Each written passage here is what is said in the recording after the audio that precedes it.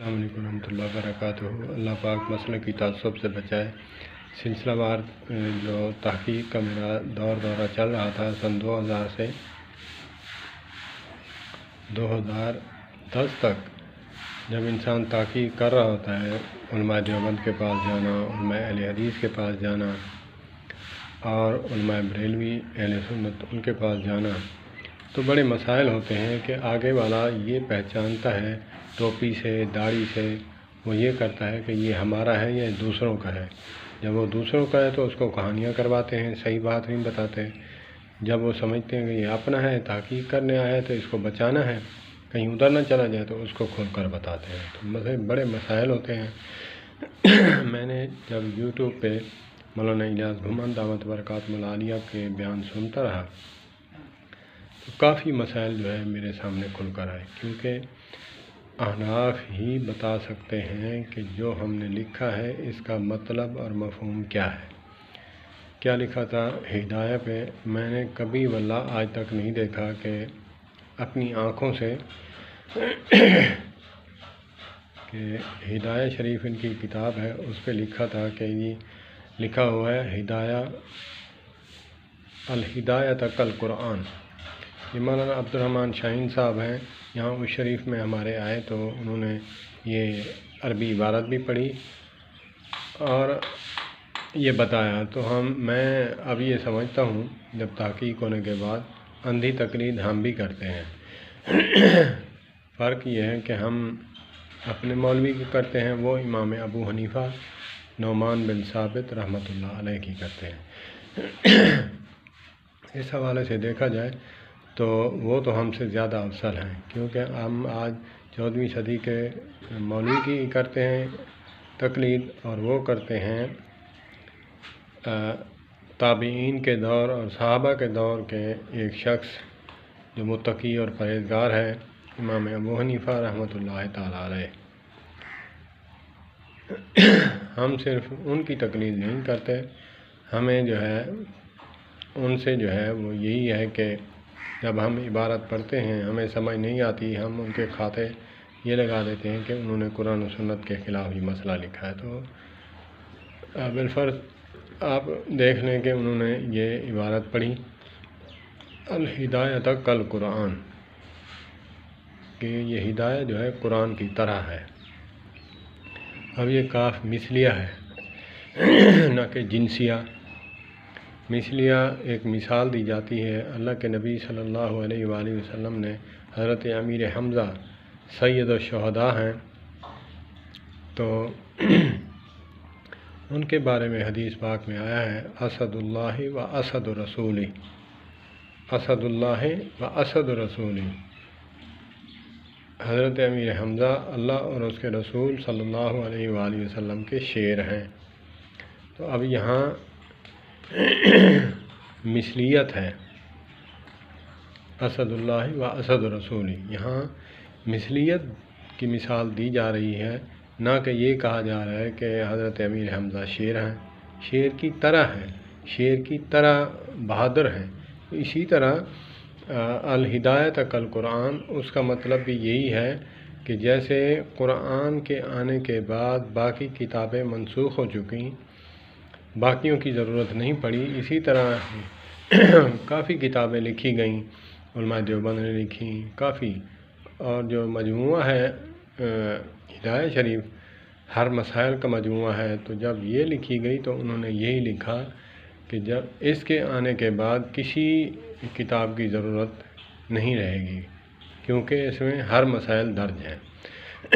آپ اٹھائیں ہدایہ شریف، اس میں سب مسائل آپ کو ملیں گے، جو مختلفی مسائل ہیں سب جو ہے حل کیے ہوئے ہیں۔ اس میں آپ تشہد میں بیٹھتے ہیں، آپ اشارہ کرتے ہیں، حدیث پاک ہے کہ اشہد اللہ الہ الا اللہ اشہد ان محمد عبدہ ورسولہ۔ اشہد اللہ جب کہتے ہم تو انگلی شہادت والی کو کھڑا کرتے ہیں۔ تو کافی مسائل ہیں جو اس میں درج ہیں، تو ان کا مثلیت سے مراد یہی ہے قرآن کی طرح کس طرح ہے؟ قرآن کی طرح، جیسے کہ قرآن پاک کے آنے سے باقی کتابوں کی ضرورت نہیں، اسی طرح ہدایہ کے آنے کے بعد کسی کتاب کی، چھوٹی موٹی کتاب کی ہمیں ضرورت نہیں۔ انہوں نے مثلیت اس حوالے سے لکھا، ہم نے کیا بنایا؟ اللہ پاک معاف فرمائے، مسلکی تعصب انسان کے ایمان کا بگاڑ ہے۔ تو ہم نے کیا بنایا؟ ہم نے بنا دیا کہ الہدایۃ کالقرآن، قرآن کی طرح ہے، قرآن کی ضرورت نہیں، اس کو پڑھیں۔ یہ بات غلط ہے۔ اللہ پاک ہماری اصلاح فرمائے۔ جب انسان ڈھونڈتا ہے، تلاش کرتا ہے، تو اس کو سب چیزیں کھل جاتی ہیں۔ اللہ پاک جو ہے جب انسان کو وحی علم عطا فرماتے ہیں تو یہ باتیں سمجھ آتی ہیں۔ اللہ پاک ہر مسلمان کو جو ہے یہ اللہ کی عطا ہے، جب کوئی بات سمجھ آ جائے۔ میرے بس کی بات نہیں، لیکن اتنا ضرور کہوں گا کہ جب انسان کسی کے مسئلے پر تحقیق کرے تو قبر اور آخرت کو سامنے رکھ کر کہ کسی مولوی نے نہیں چھڑانا، مجھے آقا کریم علیہ الصلوۃ والسلام کی شفاعت نے چھڑانا ہے، تب یہ مسائل سمجھ آئیں گے۔ اسی لیے ہمیں چاہیے کہ ہم تحقیق کرتے وقت تعصب کی اینک اتار کر تب ہم جو ہے مسئلے کو دیکھیں اور اس کی تحقیق کریں۔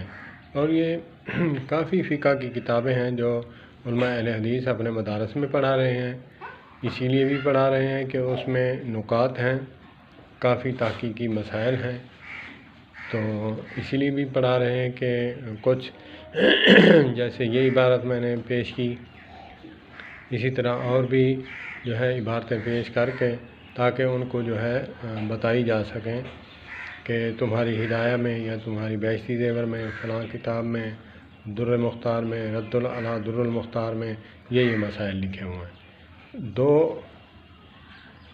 دو مشن ہیں، ایک ہے اس سے علم اخذ کرنا، ایک ہے اس پر تنقید کے لیے اس کو پڑھانا بچوں کو۔ اگر تحقیق کے لیے اور مسائل سمجھانے کے لیے ہے تو پھر تو سبحان اللہ، آپ کو مبارک ہو۔ اگر تنقید کرنے کے لیے ہے، بلا وجہ تنقید، جیسے میں نے یہ کہا الہدایۃ کالقرآن، مجھے لوگ کہیں گے کہ یہ عالم تھوڑی ہے، لیکن میری بات سے آپ میری بات میں کوئی بات غلط ثابت کر دیں، میں مجرم ہوں۔ میں اپنا واٹس ایپ نمبر بھی جو ہے ڈسکرپشن میں دے دوں گا، اگر کسی نے بھائی نے بات کرنی ہے تو مجھ سے کر لیں۔ لیکن جب بات سمجھ آ گئی ہے تو پھر اینک کی پٹی جو ہے وہ اتر چکی ہے۔ اللہ پاک ہمیں جو ہے سمجھ عطا فرمائے۔ تقلید کی رٹ لگاتے ہیں، لیکن اندھے مقلد ہم بھی ہیں۔ ہمیں جو بتایا جاتا ہے آنکھیں بند کر کے ہم اس کو مان لیتے ہیں۔ تو پھر امام ابو حنیفہ رحمۃ اللہ تعالی علیہ جو متقی پرہیزگار انسان تھے، اب آپ دیکھ لیں 50 سال پیچھے چلے جائیں، ہمارے بزرگ ہیں، نہ قرآن پڑھے ہوئے تھے، نہ حدیث، ناظرہ بھی قرآن پاک نہیں پڑھے ہوئے تھے، تو وہ اتنا متقی پرہیزگار تھے کہ لوگ مثالیں دیتے ہیں ان کی لوگ ان کی مثالیں دیتے ہیں، کافی اچھے لوگ تھے۔ تو یہ تو تقریباً جو ہے صحابہ کے دور کے ہیں، تو پھر یہ کتنے متقی اور پرہیزگار ہوں گے۔ اللہ پاک بات سمجھنے کی توفیق عطا فرمائے۔ والسلام علیکم ورحمۃ اللہ وبرکاتہ۔